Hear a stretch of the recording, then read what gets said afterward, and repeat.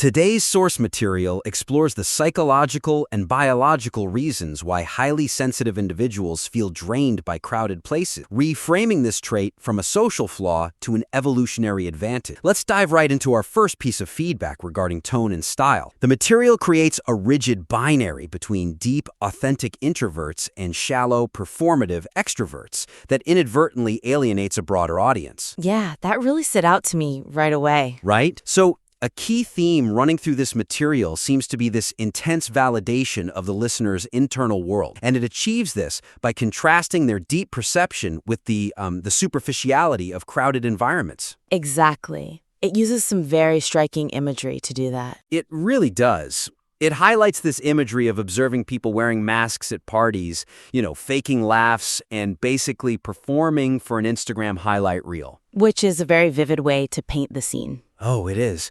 But I'll admit, reading this section feels a bit like casting the sensitive person as the lone enlightened protagonist in a room full of two-dimensional NPCs. It's a very dramatic and suspenseful way to frame social dynamics. It is a captivating setup, and I totally understand why an author would reach for it. I mean, when your audience has spent a lifetime being told they're, too sensitive, offering them a narrative where they're the profound ones feels like a warm hug. Oh, for sure.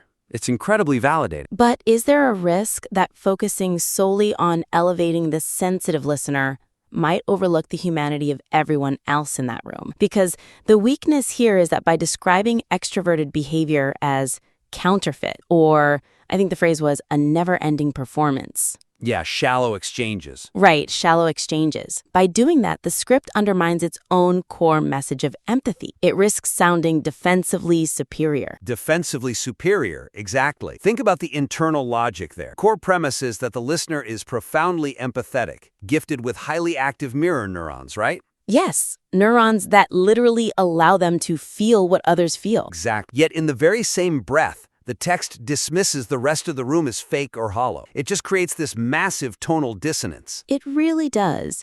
It's basically telling the reader, you are the ultimate empathizer, while completely failing to empathize with the extroverted experience. Which is highly ironic when you think about it. It is. And when a text operates from a place of defense, it can easily tip into arrogance.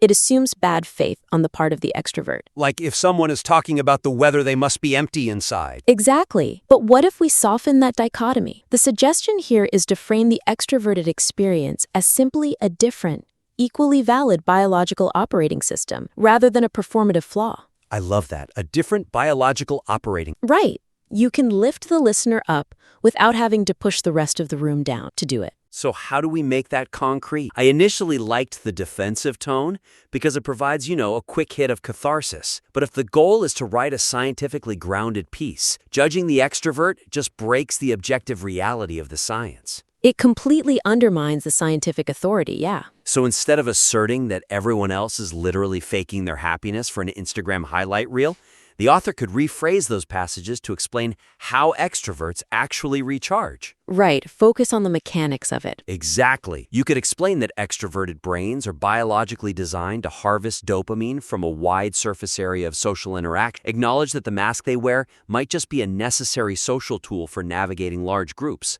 not a hollow personality. Yeah, it's just a way of managing social friction. You could actually rewrite that specific party scene to reflect this. Oh, how would you rewrite it? Well, imagine a paragraph that says something like, while others are biologically wired to skim the surface of a crowded room to gather energy, your nervous system requires singular deep connections to feel anchored. Oh, that's so much better. It completely removes the judgment. Right. A simple tweak like that maintains the validation of the highly sensitive person's depth, but it entirely removes the judgment of the extrovert's breadth. It explains the why. Because the extrovert isn't being fake, their dopamine system just thrives on volume, whereas the highly sensitive system thrives on resonance. Volume versus resonance. That is a perfect way to put it. It just naturally shifts the tone to an objective observation of neurobiology. But recognizing that these are just different biological engines naturally begs a question about the rest of the text, right? Yeah. How effectively does the author actually explain the mechanics of those engines? Exactly. Which brings us to our second piece of feedback on structure and flow. The scientific concepts are presented as a rapid-fire list of facts, rather than a cohesive biological narrative, which dilutes their overall impact and makes them harder to retain. Yeah, That section was a lot to take in all at once. Let's look closely at the section discussing the mechanics of the highly sensitive brain. The pacing here moves at just breakneck speed. It really does. It's like 0 to 60. First, we get the metaphor of a bouncer at a club to explain sensory processing. Then, literally a paragraph later, we're suddenly discussing neurochemistry, dopamine versus acetylcholine. And then we jump straight into structural neuroanatomy, talking about thicker gray matter. Right, and finally, we pivot to cellular biology with mirror neurons. While these concepts are fascinating, dropping them one after another feels like throwing a handful of darts at a board, rather than guiding the listener on a focused, unified journey. Yeah, I felt that too.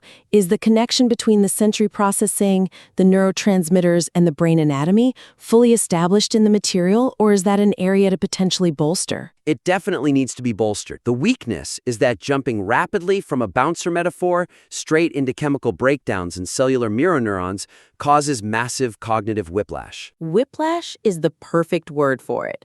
The reader isn't given enough space to fully absorb how these mechanisms actually work together. It feels like reviewing flashcards for a biology exam, rather than reading a narrative. And in scientific writing, the reader needs a schema-like, a mental framework to hang that new information on. Exactly. If you constantly switch frameworks, the reader has to expend precious cognitive energy just rebuilding the 3D model in their head. Which distracts entirely from the core message. So what's the suggestion here? The suggestion is to thread a single continuous metaphor through all the scientific explanations, unify the biological mechanics to show how they interact as a complete closed system. I love that. Let the metaphor do the heavy lifting of the scientific jargon. Let's look at some concrete examples of how this could work, because this is where the writing can elevate to something really masterful. Let's use that bouncer at a club metaphor from early on. Yes, instead of abandoning it after one paragraph, extend it throughout the whole piece. You can explain that for the highly sensitive person, the bouncer, which is the sensory filter, is asleep on the job. Right, the bouncer is just totally snoozing. And because he's asleep, the mirror neurons act as wide open doors, letting everyone's emotional weather into the club completely unrestricted. Oh, that's great. That immediately links the sensory filter to the mirror neurons visually. But we have to be careful when we fold the neurochemistry into this, right? How so? Well, if we use the club metaphor, we shouldn't make the extroverts dance floor sound inherently bad or toxic. Dopamine isn't a villain, it's just a different type of fuel. Oh, that's a crucial distinction. We can frame dopamine as the loud, energetic DJ hyping up the main dance floor. I like that. The DJ is just doing their job. Exactly, keeping the extroverts energized.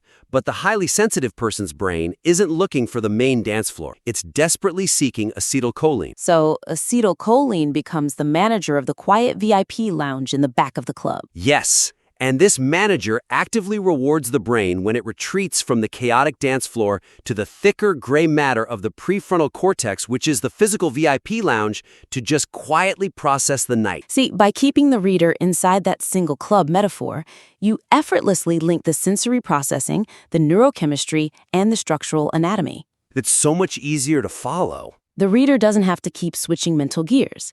They understand the sleeping bouncer, the open doors, the loud DJ, and the calming VIP lounge manager. It builds a causal bridge. But, understanding this unified biological reality inevitably leads to a practical problem. Right, because what do you actually do with that information? Exactly. Which brings us to our third critique on completeness and focus. The script excels at validating the listener's internal experience, but lacks practical, actionable strategies for navigating the unavoidable, crowded spaces of modern life. Yeah, insight is wonderful, but without application, it leaves the reader kind of stranded. Totally strand. The material makes a strong case for radical self-acceptance by highlighting some incredibly empowering ideas in the final chapter. It insists they don't owe anyone an explanation for staying home on a Friday night, which is a beautiful sentiment. It is beautiful. But the weakness is that by solely encouraging the listener to stop apologizing and to exist only in environments that fit them, the text ignores a huge reality. Right, that people still have to navigate mandatory social or professional environments without burning out. Exactly. Reading this conclusion is like telling someone they own a high-performance sports car without giving them the driving manual for navigating rush hour traffic. Yeah, it's validating to know you have a Ferrari engine, but if you're stuck in gridlock, you're just going to overheat. That makes sense, but could the evidence also support A different conclusion? Like the absolute necessity of building a life that accommodates that engine in the real world? I think it has to. The piece heavily leans into the advice to just stay home. But is leaving early always a viable option? It isn't. You can't always walk out of a mandatory corporate strategy meeting or sibling's wedding. No, you really can't. So, presenting leaving as the primary form of boundary setting leaves a massive gap for readers who want to succeed in a loud world. So the suggestion is to bridge that gap between radical self-acceptance and real-world application by providing specific, proactive boundary setting or emotional shielding techniques. We want to empower the listener not just to protect their energy by avoiding crowds, but to manage their energy when a crowd is totally unavoidable. Exactly. How do they drive that sports car in traffic without burning out the clutch? Let's talk about some concrete examples the author could include. Well, the author could integrate a short segment advising the listener on how to actually manage their mirror neurons in real time. Yes, concrete exercises, like suggesting techniques for visualizing a physical emotional buffer, like a pane of glass, before entering a crowded room. Oh, that's a great visualization. And you can explain that this visualization actually helps slow down amygdala activation. It allows them to notice the chaotic emotions of others without physically absorbing them. I really like the idea of tying the practical advice directly back to the biology we established earlier. Yeah, like using the club metaphor again. Exactly. If the problem is the loud DJ and the open doors, how do they manually activate the VIP lounge manager? The author could suggest taking strategic micro breaks in quiet spaces. Like finding an empty hallway or stepping into a restroom for 3 minutes during a loud conference. Right, to activate their acetylcholine reward system. But we need to define why that works. Because I can hear a skeptical reader asking, how is a micro break any different from just hiding in a bathroom stall and scrolling on my phone out of pure panic? Intention. That is the distinction the author needs to make. Ooh, I like that. Intention. Hiding is a panic response when the sensory bouncer has completely failed. A strategic micro break is an active, deliberate choice. You're stepping away from the stimuli to intentionally engage the acetylcholine system. It lowers the heart rate,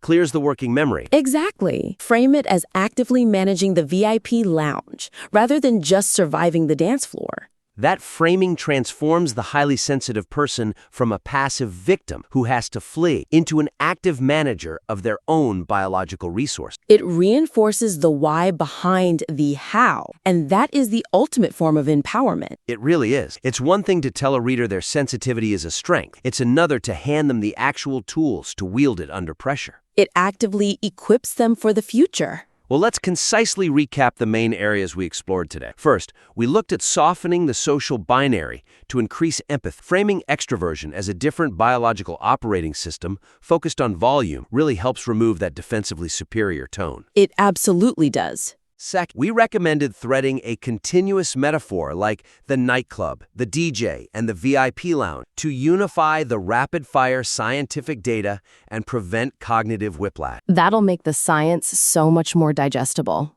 And finally, we suggested adding practical coping mechanisms like emotional shielding and intentional micro breaks for unavoidable crowds to make the empowerment truly actionable. These are all adjustments that shift the text from a defensive posture to a descriptive one. Definitely. It will take an already resonant piece of writing and elevate it into a real masterclass of empathetic communication. We genuinely hope you found this exploration helpful. We warmly invite you to implement these suggestions, play around with those metaphors, and submit your revised work back in for another round of feedback. Because having no skin on a crowded freeway is terrifying. But if you can learn to understand the mechanics of the wind and build your own shelter, you realize you aren't broken at all. You just feel the world a little more deeply than the rest.